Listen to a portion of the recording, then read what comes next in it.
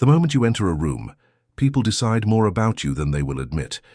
And the strange truth is that those first few seconds set the tone for everything that follows. Respect begins not when you open your mouth, but when your presence arrives before your words do.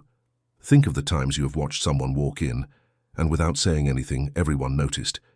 It was not noise, not grand gestures, not forced charisma. It was the silent entrance.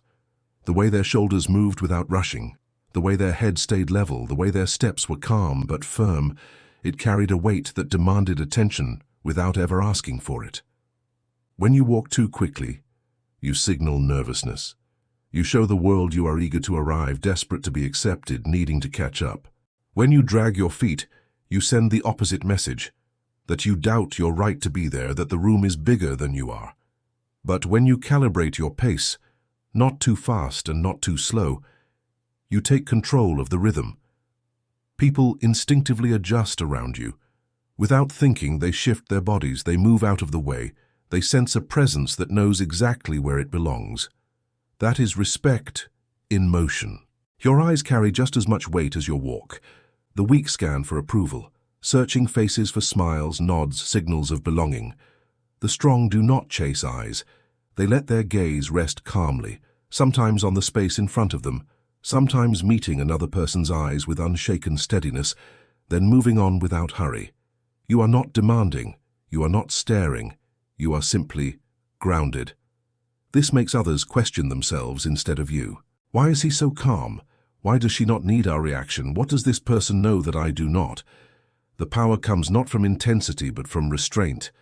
Your shoulders tell another story. Slouched and curled inward, they announce fear and doubt.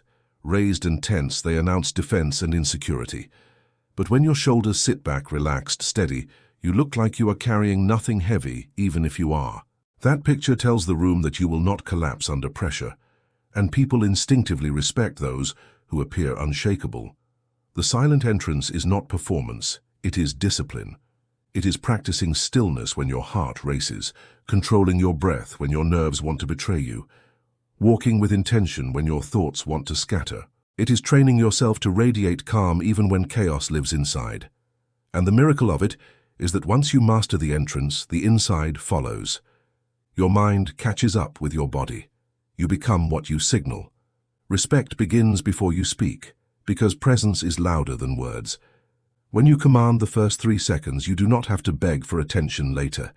People lean in, waiting, curious, cautious, and in that silence, you have already won. Stillness is one of the rarest signals of power, because almost everyone around you leaks their nerves through movement. They tap their fingers, bounce their knees, shift in their chairs, fold and unfold their arms, adjust their phones or watches or sleeves, all without even noticing.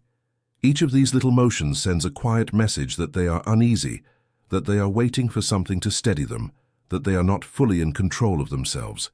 And people who are not in control of themselves rarely command control of others. The man or woman who holds still, who moves only when necessary, who lets silence and calm carry their presence instead of endless motion, radiates something different. They radiate power. Think of the last time you were in a meeting or a room where tension was thick. Most people start to break under that pressure without realizing it. They laugh nervously. They nod too much. They fidget in their seats, their voices race to fill silence. But there is always someone who does not flinch, who does not twitch, who waits. And as the minutes go by, the attention in the room slowly shifts toward them. People lean in without being told to. They become curious about what this person will say, and when they finally speak, every word lands heavier because it is framed by stillness. Stillness does not mean stiffness. It does not mean freezing your body like a statue. It means moving with intention. Every shift has a reason. Every gesture is deliberate. You are not wasting motion, and that economy makes everything you do feel valuable. When you fold your hands calmly on a table and keep them there, people sense steadiness. When you keep your breathing even and your shoulders relaxed, you give off an aura of unshakable confidence. And when you choose to move, maybe just leaning forward slightly or lifting your hand once, the weight of that single movement is magnified because you are not competing with 100 careless twitches. There is also a psychological layer to this. Humans are wired to notice sudden or excessive movement as a sign of weakness or instability. Animals in the wild stay still to avoid detection, but they also stay still to show dominance. The lion that lounges calmly while others move nervously sends one clear message: I am not threatened by you. In the same way, when you can hold still under social pressure, you are telling the room without words that nothing here shakes you, nothing here makes you flinch. The secret is practice. You have to notice your own habits and break them. Catch yourself when your leg bounces, when your hand fiddles, when your eyes dart. Replace those habits with stillness, with calm breathing, with deliberate posture. At first it feels strange, but over time it becomes second nature.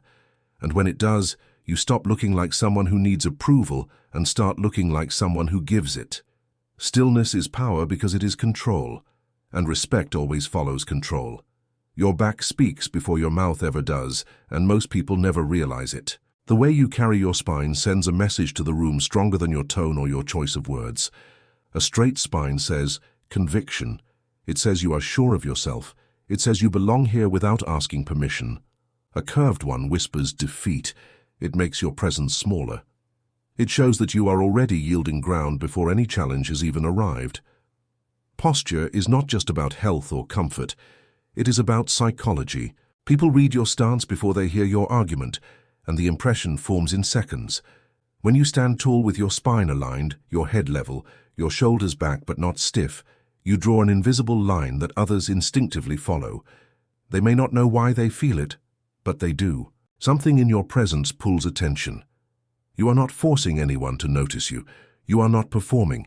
You are simply carrying yourself in a way that radiates certainty. That certainty creates respect, because people trust what looks steady more than what looks shaky. Think about the difference between someone slouched at a table and someone sitting with an upright spine, calm and centered. The slouched person looks as though they are shrinking away from pressure, as if they would rather vanish than be seen. The upright person looks engaged, present, alert. Without speaking a word, one looks like a follower and the other looks like a leader. It is not about height. It is not about size. It is about the silent message carried through posture. In moments of conflict or high tension, the spine matters even more. Most people instinctively hunch forward when attacked, as if to shield themselves. They lean back too far when they want to escape. Both reactions signal weakness. Both tell the world you are not ready to hold your ground. But the one who stays tall, shoulders relaxed, spine firm, sends another message entirely. I am not running, I am not shrinking, I am not afraid. And in that moment of body language, the balance of power begins to tilt. Posture is a habit you can train. Start by noticing how often you cave in on yourself during the day, when you look at your phone, when you sit at your desk, when you walk into a room. Each time you collapse your spine, you collapse your signal. Correct it not by tightening, but by opening. Imagine a string pulling the crown of your head upward. Imagine space between your shoulders and your ears. Imagine your chest expanding without strain. Soon the habit becomes natural, and natural posture becomes presence. The spine is the pillar of your aura. Straight and strong, it projects conviction. Bent and weak, it projects surrender. People may not consciously know why they respect one and dismiss the other, but they feel it. Your back is your first language, and when it speaks with certainty, the world listens before you ever say a word. Your eyes tell the truth long before your mouth can. And in every room you walk into, they are the first thing people read. The weak scan for validation. They dart from face to face, searching for approval, searching for someone to affirm that they belong. This restless movement betrays need. It shows that their sense of worth comes from outside, not inside. But the strong hold their gaze steady, not darting, not needy, just calm and anchored. Eye contact is not about staring. It is not about intimidation. It is about showing that your world does not tilt for anyone else's glance. When your eyes are still, you communicate certainty. You are not chasing reactions. You are not begging to be noticed. You are letting the room come to you.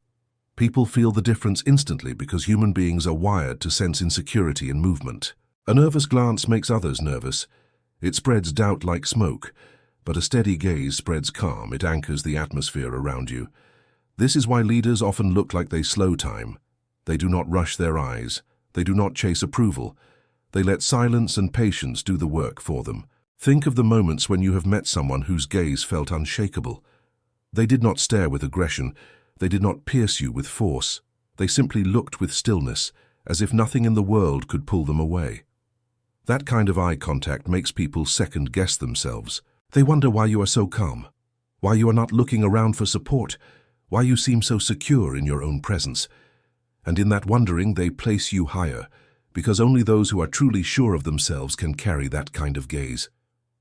But there is a balance.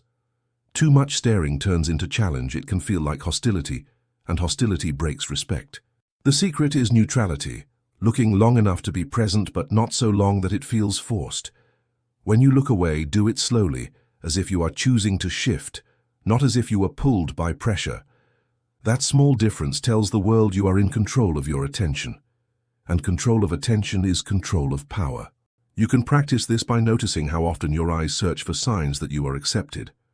Every time you scan the room, every time you check someone's reaction, you give away power. Train yourself instead to hold your gaze for a few breaths, then move calmly to the next point. Not chasing, not fleeing, just grounded. At first it feels unnatural, but soon it becomes habit, and habit becomes aura. Respect comes not from loudness, but from composure. When your eyes are calm, the rest of your presence follows. You stop signaling need, you stop asking for approval, you stop shrinking. Instead, you signal steadiness, and steadiness commands respect instantly. Because in a world of restless glances, the one who does not chase becomes the one everyone else follows. The way you walk tells the world what you believe about yourself, long before you say a single word. Walk too fast, and you look desperate, as if you are rushing to prove you deserve to be there, as if you are chasing something you do not yet have. Walk too slow and you look unsure, as if you are hesitant about your place, as if you are waiting for someone else to lead. The pace that commands respect is calibrated, unhurried, unbothered, exact. It is the stride that makes people adjust to you, instead of you adjusting to them, and that is why respect lives in rhythm, because rhythm tells the world who sets the tempo. Every room has a natural speed, the way people move, the way they interact, the way they fill space. Most people unconsciously match it. They blend into the flow because it feels safe, but blending never creates presence. The one who stands out is the one who carries their own tempo. When you walk with intention, steady and deliberate, you create a ripple. Others glance at you, step aside without realizing it, pause their own rush for just a second. You are not pushing, you are not demanding, you are not loud, you are simply moving in a way that shows you are not controlled by the current, and that alone creates respect. Think of the difference between someone storming into a room and someone arriving with calm, measured steps. The one who storms may grab attention, but it feels unstable. It feels emotional. The one who arrives with poise creates anticipation. People wonder who you are. They sense a confidence that does not need to be shouted. Your pace shows your self-belief, because only those who feel secure walk without rushing or dragging. The secret is not to slow yourself to a crawl or to try to imitate arrogance. The secret is balance. It is moving as if you have already arrived, as if the room is yours to navigate at your own rhythm, as if nothing can shake the steadiness of your stride. That is why military leaders, CEOs, performers, anyone in a position of command, all understand the power of calibrated pace. They know that the world is always watching the small signals, and pace is one of the clearest. You can practice this everywhere. Notice how often you hurry when you are anxious, how often you shuffle when you are unsure, how often you try to match the speed of others to avoid standing out. Instead, set your own tempo. Take strides that are even and grounded. Do not let your arms swing wildly or your steps drag. Keep your rhythm consistent, not rushed, not hesitant. Soon it becomes part of you, and people will feel the steadiness in every move you make. Respect is rarely in words. It is in presence, and presence is rhythm. When your pace owns the room, you do not ask for attention. You command it by showing the world you move on your own time, and everyone else must adjust. Every movement you make in front of others is a signal, and those signals add up to the way people read your worth. Every hand wave, every nod, every lean is currency, and like any currency, the more you throw it around, the less valuable it becomes. Most people are careless with their gestures. They nod too often. They wave their hands as they speak. They lean forward constantly. They fidget with every point they try to make, and each of these movements drains the weight of their presence. The powerful spend gestures like gold, rare, deliberate, and heavy, so that one small motion carries more impact than another man's entire speech. Think about the way a nervous person tries to explain themselves. Their hands move in every direction, their head bobs, their shoulders hunch and shift. They use motion to fill the silence because they do not trust their words to hold on their own. The more they move, the more the audience feels their insecurity, and even if the words are good, the delivery undercuts them. Now think of the opposite, someone who barely moves, who saves their gestures for emphasis, who uses stillness as their default and motion as a tool. When that person nods once, it feels like an entire sentence. When they lean forward slightly, the room leans with them. When they lift a hand just once, the attention anchors there. The economy of gesture is about restraint. You do not need to perform for people to respect you. You need to show them that you are not wasting energy proving yourself. Just like silence makes words more powerful, stillness makes gestures more powerful. If you fold your hands calmly and keep them steady, the room begins to quiet because you are radiating control. If you only nod once after a long explanation, that single nod becomes an approval people chase. When you lean back instead of forward, you tell the room that you are in command of your space, not scrambling to win theirs. It is not about removing expression altogether, because that can turn into coldness. It is about balance. A gesture has to feel earned, like punctuation at the end of a line. The more rare it is, the more weight it carries. This is why some leaders can lift a single finger and silence an entire crowd, while others can wave their arms for hours and still not be taken seriously. The difference is the economy of movement. One is rich because they save their currency. The other is poor because they spend it everywhere. You can train this by catching yourself when you start to overuse gestures. Ask if this movement is necessary, if it adds weight, or if it only leaks nerves. Replace frantic hands with calm stillness. Replace constant nodding with one firm acknowledgement. Replace leaning forward with sitting tall and letting others lean into you. Over time, this economy becomes second nature, and people begin to see your smallest motion as a sign of authority. Respect is not in how much you do, but in how little you need to. When every gesture is chosen and every movement is rare, you become someone whose presence is measured, deliberate, and unforgettable. That is the power of the gesture economy, where one motion outweighs 100 careless ones. Your voice begins long before sound leaves your mouth. It begins with your breath, with your silence, with the pauses you choose to hold. Most people think communication is about words, but the truth is people read you before you speak. The rhythm of your breathing, the calmness in your pauses, the patience in your silence, all of these set the stage for how your words will be received. When your body signals calm, when your presence carries steadiness, your words, when they finally arrive, drop like anchors. People listen not because of volume, but because of the gravity your body created. The anxious fill every second with noise. They rush their sentences. They stumble over explanations. They do not leave space because they fear silence will expose them. But silence is not weakness. Silence is power. A pause that is intentional commands attention because it shows you are not rushing to prove yourself. It shows that you believe your message is worth waiting for. The person who speaks without pause may be heard but rarely remembered, while the person who lets silence frame their words makes each sentence feel heavier than the last. Your breath is the foundation. Shallow, rapid breathing tells the room you are nervous, that your body is betraying you before your mind can steady itself. Deep, slow, even breathing shows that you are grounded. It tells everyone watching that nothing is shaking your center. The strongest voices are not loud, they are controlled. They come from lungs that are calm, from bodies that are not frantic, from a rhythm that others can trust. When you breathe with steadiness, you broadcast security without saying a word. Think of someone you have listened to who made you lean in. Often it was not because they shouted or filled space with endless talk. It was because their voice carried gravity, and that gravity was built on silence, breath, and timing. They left gaps where others would rush. They paused before answering. They let the weight of silence hang, and when they finally spoke, the room listened. This is not manipulation.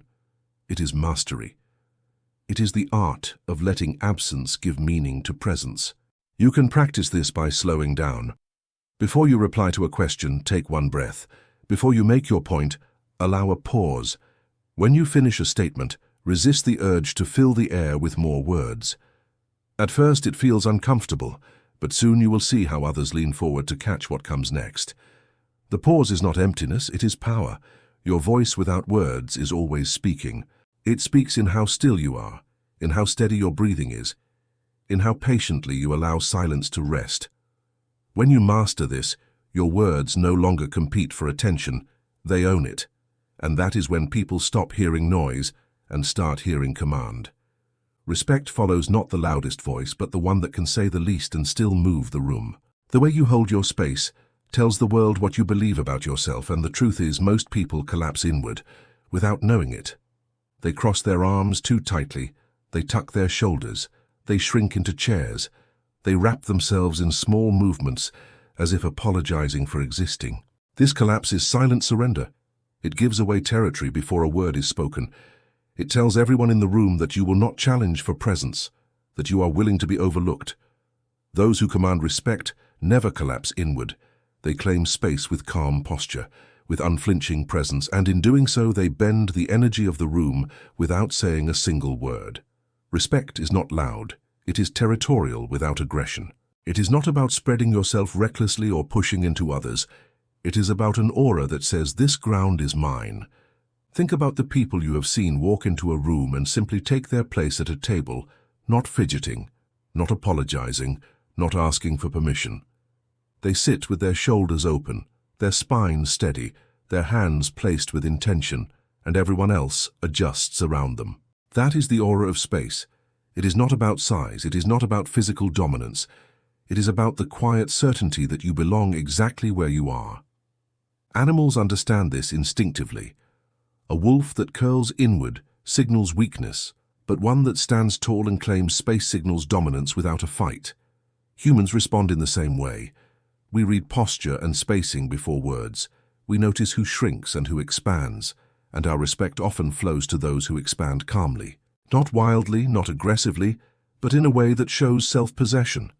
The person who takes up space without apology signals power, and power draws attention.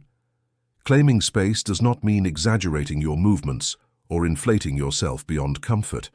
It means allowing your body to express its natural presence. Sit with your chest open rather than caved. Place your feet firmly instead of shuffling. Allow your hands to rest where they can be seen instead of hiding them. Make eye contact with ease, not force. These small acts of space tell others you are unafraid to be seen, and the more you allow yourself to hold that space, the more others begin to respect it. When you collapse inward, you invite interruption. You tell the world you will not resist being spoken over, that your presence is soft enough to be ignored. When you claim space calmly, you create hesitation in others. They think twice before dismissing you because your aura has already drawn a line in the room. That line is invisible, but it is felt. It tells others that you are not playing for attention, you already own it. The aura of space is what makes people cautious around you in the best way. It is what makes them lower their voices slightly, what makes them consider their words more carefully, what makes them adjust their own bodies in response to yours. It is a power that does not shout, but it shifts the ground under everyone else's feet. And when you learn to hold it, respect follows naturally, because the room bends to the one who never gives away the space they stand on. The final stage of body language is when you no longer think about it. At first you are aware of every movement. You remind yourself to stand tall, to breathe evenly, to hold your gaze steady, to pace your stride, to pause before speaking, to keep your gestures rare. It feels like work, like a performance you must rehearse, and for a time it is. But then something changes. The discipline becomes habit, and habit becomes nature, and when it does, you stop performing. You no longer think about posture, pace, or stillness, because they are not separate actions anymore. They are who you are. That is the final evolution. When body language becomes natural, you move differently without effort. Your spine aligns itself without thought. Your breath stays calm without forcing it. Your eyes settle with quiet strength instead of scanning for approval. People sense this without being able to explain why. They feel your presence before they hear your words. They feel your steadiness before they know your name. Aura replaces action, and aura is stronger than any technique. Aura is the silent armor that commands respect instantly, because people feel it before they understand it. The difference between someone practicing power and someone embodying it is the same as the difference between an actor playing a role and a master living it. The actor is good until pressure exposes them, then the mask slips. The master has no mask. Their presence is fused with their being, so even under stress they do not collapse. That is why aura is so powerful. It does not rely on effort in the moment, it relies on years of practice that became second nature. Others will notice this shift long before you do. They will pause when you enter. They will measure their words around you. They will adjust their own posture without realizing it. They will feel that you are not trying to dominate the room, yet the room bends toward you anyway. This is not arrogance, it is not performance, it is gravity. Gravity does not shout, it does not chase, it simply pulls everything toward itself. When you reach this stage, you become gravity. The final evolution is not about looking powerful, it is about being so comfortable in yourself that you no longer try. Respect, then, is no longer something you chase, it is something that arrives naturally. You have trained your body to project conviction. You have trained your movements to signal control, and now you live inside that control without thinking. You carry space with you wherever you go, and people feel it before you speak. This is the secret of the untouchable presence. You stop playing the game of proving. You stop adjusting for approval. You stop thinking about the mechanics of respect. Instead, you radiate it. And when respect radiates from you without effort, you have crossed the line from practice to power, from movement to myth, from discipline to aura. That is the final evolution, and it is the state where you no longer need to command respect, because respect walks in with you.